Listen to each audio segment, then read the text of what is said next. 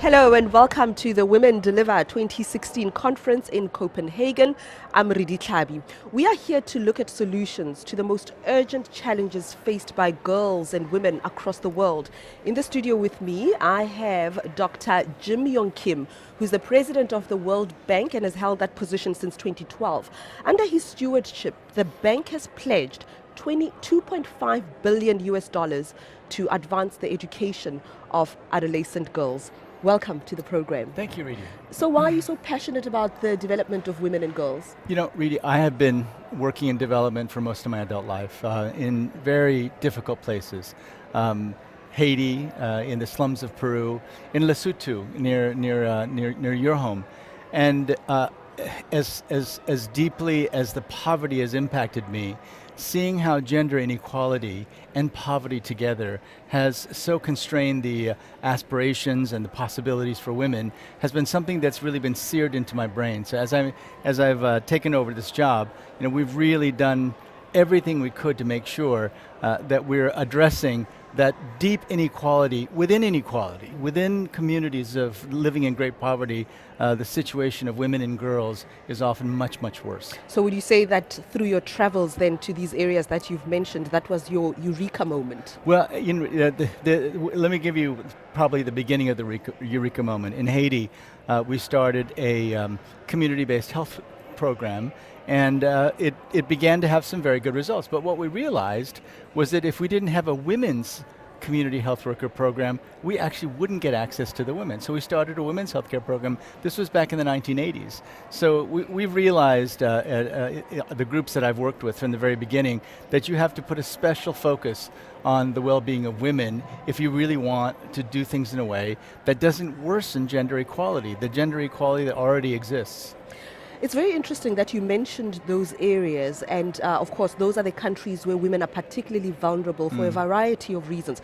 But how has the World Bank, under your stewardship, managed to persuade leaders of the world that this is a global issue, even though women in particular countries are more vulnerable than in others? You know, I think there are now many countries that are understanding that investing in women, investing in young girls early on is in fact a very good investment, not just in terms of doing the right thing morally or ethically, but doing the right thing economically. But it's still hard. It's still a struggle for us. And so I think among the things that we're doing, I think Melinda Gates' announcement about this focus on data is really, really important, because we don't know, sometimes we don't even register births, sometimes we don't even know what women are doing and what they're doing in terms of their unpaid work. There's so much that we don't know that first we got to know, and then once we do know, we can put it in front of finance ministers and leaders and say, look, you are underinvesting in part of your in part of your population that is going to be critical for your competitiveness and growth in the future.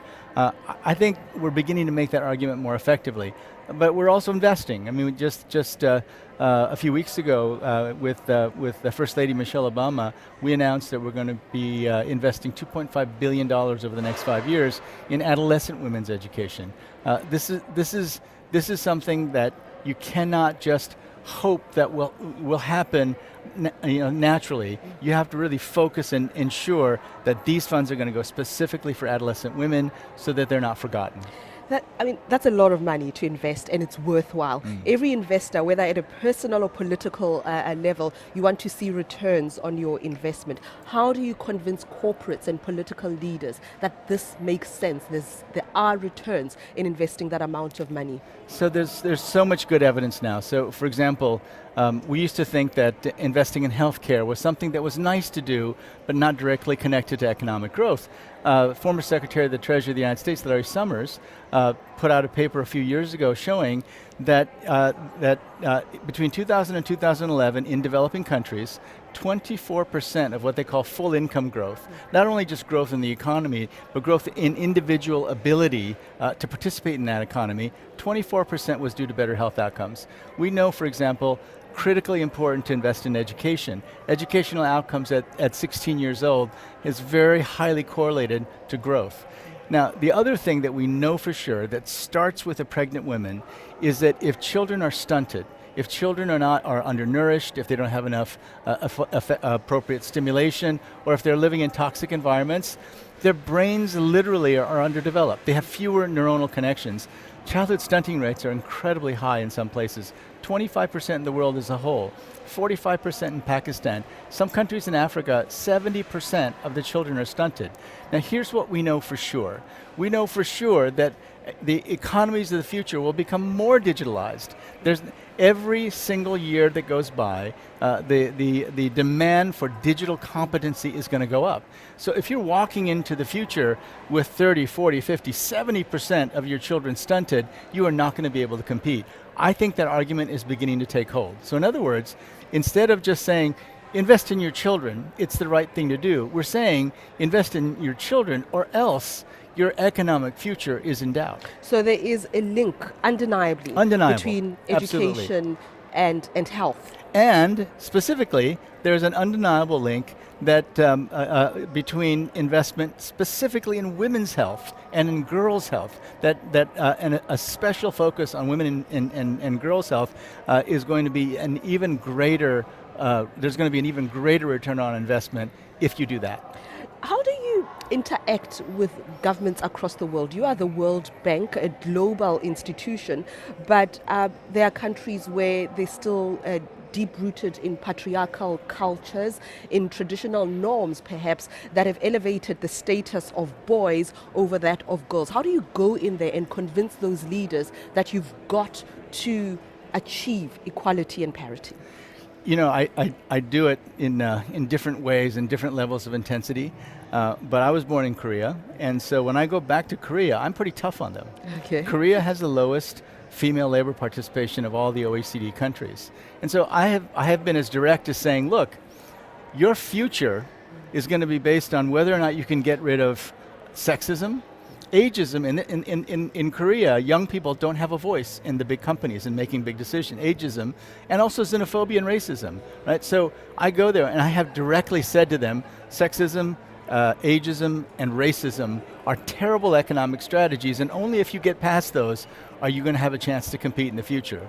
Now, I've said that more generally as well, and I truly believe it. I truly believe that the economic and evidence is overwhelming that any leader who really wants his or her country to be able to compete in the future has to think about how to move away from gender bias, sexism, from an inattention to the ideas and the capacities of young people, and absolutely to people from other parts of the world. You know, we now know that the advanced economies need migration.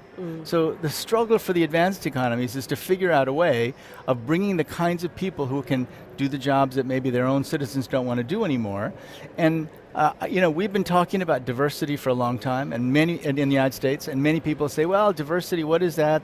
Look, diversity and being able to deal with it, gender equality and understanding that women, that we have to go as far as we possibly can to eliminate barriers, get rid of laws that are different between men and women, to make sure that women have accounts and access to capital.